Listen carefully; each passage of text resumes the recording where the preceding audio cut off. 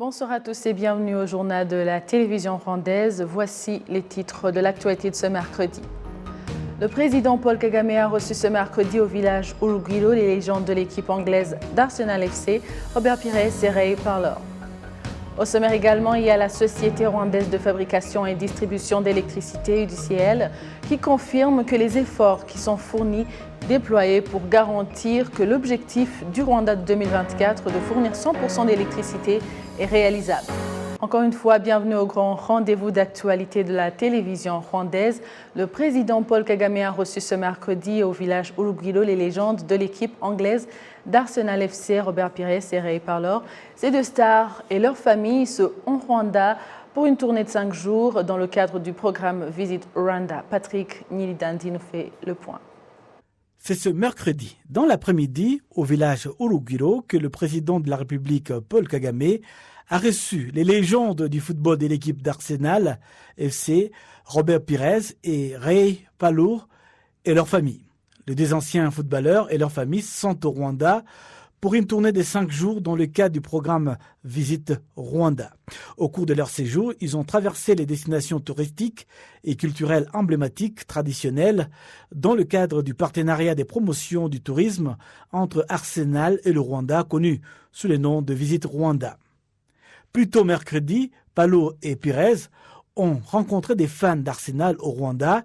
Ils ont salué l'impact du partenariat de leur ancien club avec le Rwanda. A lot of people don't know Rwanda before the partnership come around.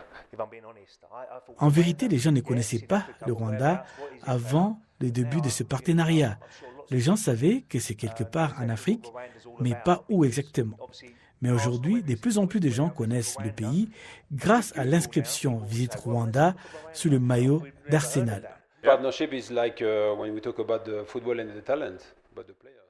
Ce partenariat, je peux le comparer avec les talents footballistiques. Mais cette fois-ci, c'est le tourisme.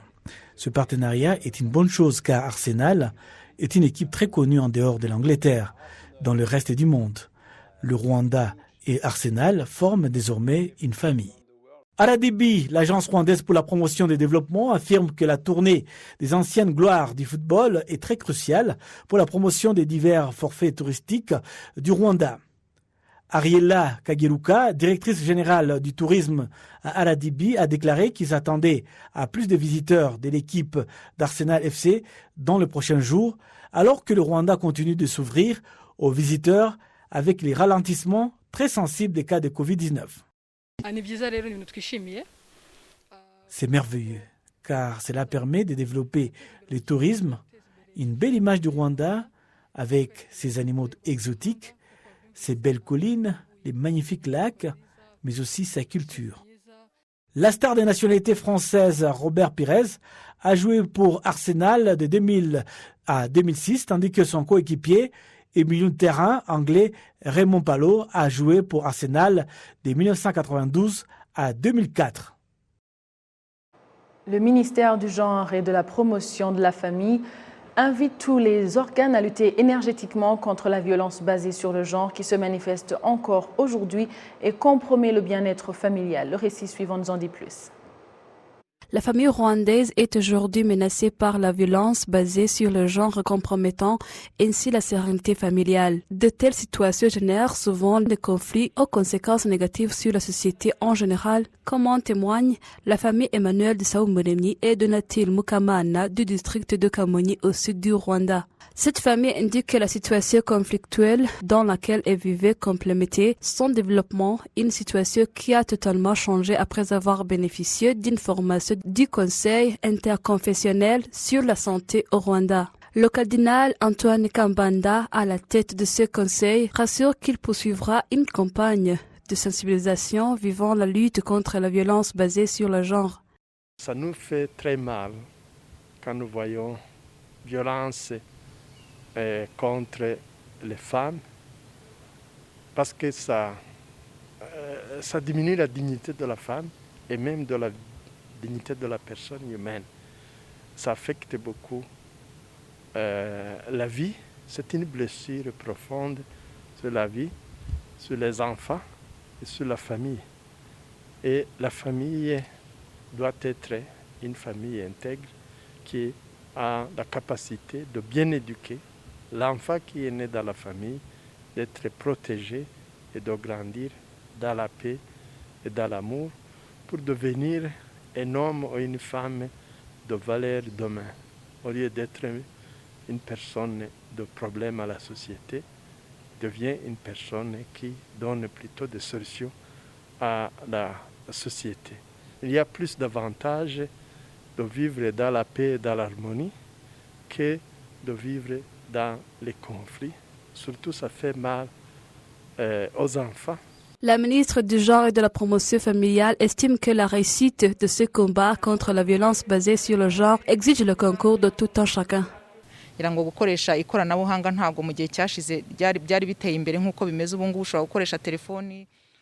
Aujourd'hui, nous jouissons de l'usage de la technologie qui n'existait pas dans le temps. On peut se servir du téléphone, des réseaux sociaux ou de la télévision, mais la sensibilisation doit se poursuivre étant donné qu'il existe d'autres formes de violence qui ne sont pas encore suffisamment dénoncées à cause surtout de leurs auteurs capables d'exercer leurs influences sur les victimes, les poussant au silence. Si les cas de violence s'observent encore aujourd'hui, cela ne signifie pas que rien n'est fait, mais ça se révèle plutôt les failles à combler dans cette lutte. Le fait de passer sous silence ces formes de violence encourage leurs auteurs. Nous devons nous soutenir mutuellement pour dénoncer cette violence. Cyangwa se niba utabivuze wabikorewe n'uwo mu muryango nabwo ubivuge ahantu bigende bigabanya icyo cyaha kuba gikora. Le Conseil interconfessionnel sur la santé au Rwanda se félicite tout de même des changements entraînés par un projet mené par le Conseil 4 ans durant et qui arrive à terme aujourd'hui. Assumpta Bayezour pour la télévision rwandaise. La Société rwandaise de fabrication et distribution d'électricité UDCL confirme que des efforts sont déployés pour garantir que l'objectif du Rwanda de 2024 de fournir 100% d'électricité est réalisable. Les habitants de diverses régions du pays, y compris ceux qui ont accès à l'électricité, se disent prêts à produire cette électricité à des fins de développement. Gakwa Félix, directeur du centre de distribution d'électricité de DCL, affirme que le temps qui reste est court et les agents de la compagnie font tout pour atteindre les objectifs qui se sont fixés. Les statistiques fournies par IDCL montrent que 68,2% des Rwandais ont accès à l'électricité. Ce chiffre passera à 74% en juin de cette année. À ce jour, 48,112% de l'électricité provient de l'électricité traditionnelle et 19,45% de l'énergie solaire. Toujours sur la page nationale, le nouveau ministre des Infrastructures, Dr Simon Ernest, a indiqué que c'est le moment opportun de collaborer avec la population pour atteindre l'objectif que le pays s'est fixé pour le développement des infrastructures. Un jour après que le ministre Sabiman ait prêté serment, ce mercredi était la remise et reprise avec l'ambassadeur Claver Gatete, qui à présent est l'ambassadeur du Rwanda aux Nations Unies à New York.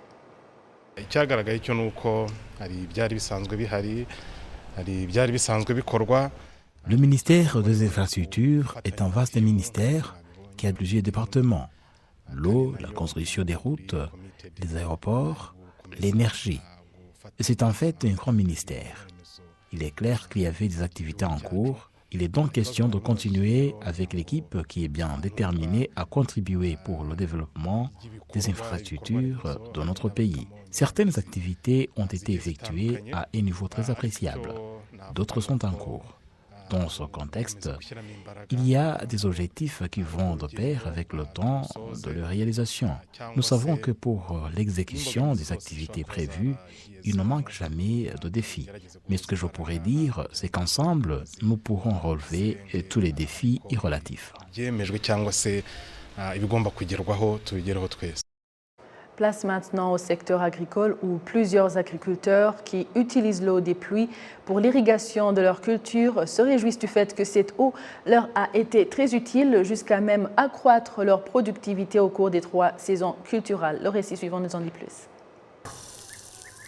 Ce sont 18 agriculteurs qui font partie de la coopérative Komezimihigo Muhinzi pratiquent l'irrigation de leur culture de légumes et fruits sur une étendue de 10 hectares en utilisant l'eau des pluies pendant 3 saisons culturales. 103 citernes ont été offertes aux résidents avoisinant cet espace culturel et ces citernes ont une capacité de conserver 3000 litres. À Bugesera, nous avions un défi de sécheresse. C'est donc une bonne initiative. Cette eau nous permet de bien effectuer nos activités culturelles et surtout pour nous les femmes, c'est actuellement facile d'arroser nos cultures. À travers le projet Hingaweze, l'USAID a offert à la population 644 citernes dont bénéficient autour de 32 200 personnes qui élèvent les poules dans le cadre des activités rentables et tout cela grâce à l'aide de l'eau des pluies.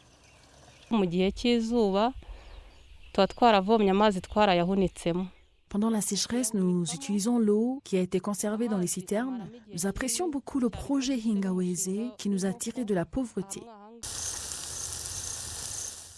Ngabonziza Prime, directeur de l'Institut national des ressources naturelles d'eau, explique que 98% d'eau du Rwanda proviennent de l'intérieur du pays afin qu'elle puisse être sauvegardée et que les objectifs du pays puissent être facilement atteints.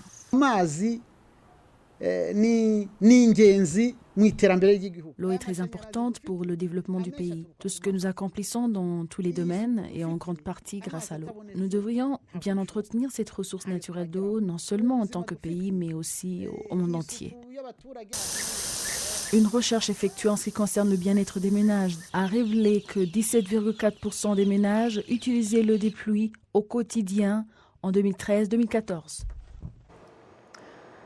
En secteur de Gisenyi du district de Rubavu, il y a des familles qui ont 3 enfants vivant avec handicap. Les parents indiquent que l'amour parental est primordial et cela leur permet de s'acquitter de leurs responsabilités. Et le problème est partagé avec d'autres familles de la région qui ont des enfants vivant avec handicap. Le professeur Léon Moutessa, un généticien, explique que pour qu'une mère donne naissance à plus d'un enfant avec handicap, c'est à cause des cellules génétiques endommagées entre les 2 parents. Les organisations non gouvernementales indiquent que les familles plus d'un enfant handicapé méritent une aide spéciale de la part du gouvernement, pas seulement des réconforts. Le nombre total de personnes vivant avec handicap au Rwanda est estimé à 446 453. Merci à vous tous qui avez choisi la télévision rwandaise pour vous informer. Au nom de toute l'équipe qui a réalisé ce journal, je vous souhaite de passer une agréable soirée. À la prochaine et d'ici là, portez-vous bien.